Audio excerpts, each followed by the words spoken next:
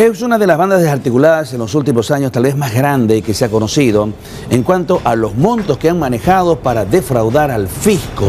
Más de 900 millones de bolivianos fue el movimiento que generaron, más de 140 millones de bolivianos fue lo que ellos lograron hacer. Vamos a ampliar más esta información. Está con nosotros el coronel Johnny Aguilera, director de la Fuerza Especial de Lucha contra el Crimen en Santa Cruz. Bienvenido, coronel, siempre un gusto tenerlo acá. De igual manera, buenos días. ¿Cómo es que para empezar, cómo es que se inicia una investigación como esta y cómo es como se logra desarticular una banda? Bien, en principio hay que relevar la actividad que ha cumplido Impuestos Nacionales, que ha permitido a través de un proceso de fiscalización por lo menos la detección de 5 empresas ficticias que han logrado la aprehensión de 5 individuos que estaban liderados por el señor Gilberto Flores Saucedo, quien creaba empresas inexistentes. Y cuando digo inexistentes es que efectivamente desde el punto de vista, vamos a llamar formal, entre comillas legal, sí existía, pero materialmente no. Esto quiere decir que se generaban a través de estas empresas de papel una serie de actividades que indudablemente no tenían ningún respaldo material. Y cuando digo esto es que no contaban con infraestructura, el domicilio que declaraban era un domicilio inexistente, virtual o en su caso en una zona marginal. Las personas que eran propietarios o socias de estos pseudo negocios eran personas ilocalizables, en algún caso inclusive muertas. La situación financiera estaba caracterizada porque se podían abrir y cerrar empresas con total facilidad. ¿Cuál es el fondo de esta investigación?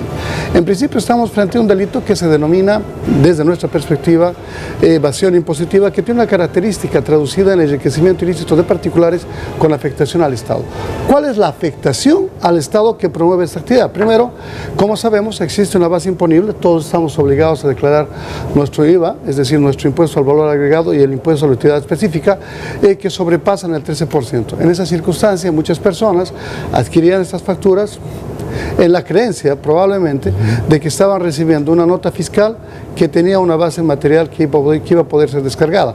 Pero sucede que nos percatamos que las empresas inexistentes entregaban un papel por el cual cobraban el 7% de lo que declaraban y en verdad no valían absolutamente nada. Es decir, el costo de ese papel es lo que vale la impresión, un boliviano.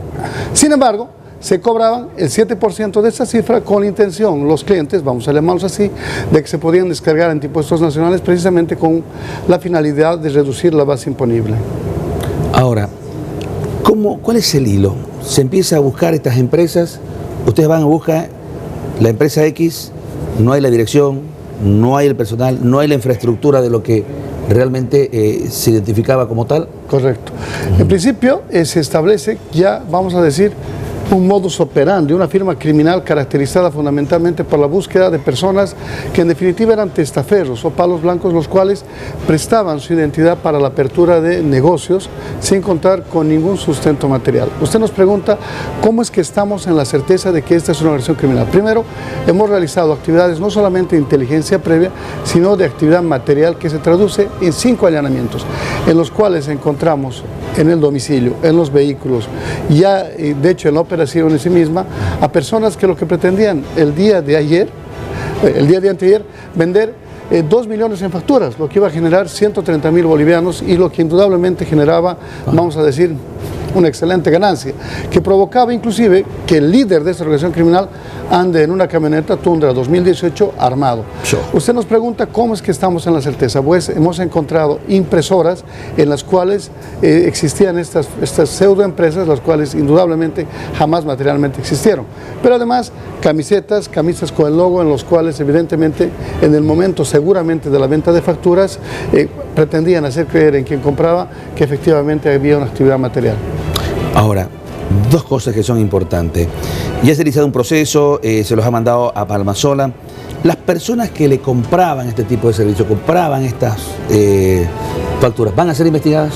Indudablemente. Aquí hay 2 perspectivas en las que tiene que manejar el delito tributario. Una es la evasión fiscal y otra es la elusión fiscal, que tiene, vamos a decir, como característica la posibilidad de generar, como es el caso, una serie de descargos que resultan inexistentes.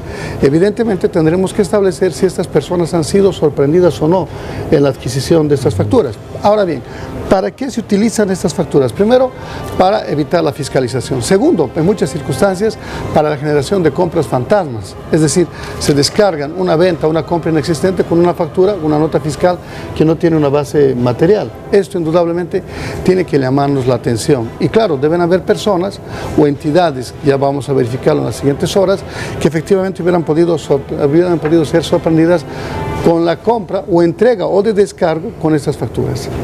Ahora, ¿qué pasó más allá en esta investigación? ¿Hay más personas que estarían involucradas?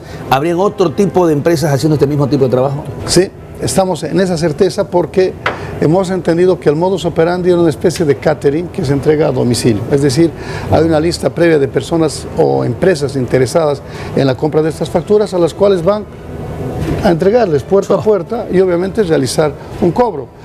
¿Cuál es la característica? Qué buena esta pregunta. El rubro que básicamente ocupa en este caso el 64% de estas operaciones ficticias es el rubro de la construcción. ¿Y por qué? Porque claro, los materiales de construcción tienen un costo superior a las, vamos a decir, a las actividades ordinarias, le siguen las actividades inmobiliarias, los de comercio informal, etc. Pero un giro, una característica que nos obliga a sospechar es precisamente el rubro en el cual se dedican. Se dedican, vamos a decirlo así, venta de material de construcción, venta de material de ferretería, bazar, librería. O sea, el rubro es absolutamente amplio y desde el punto de vista, por lo menos de la materialización, es imposible poder atender todos ellos.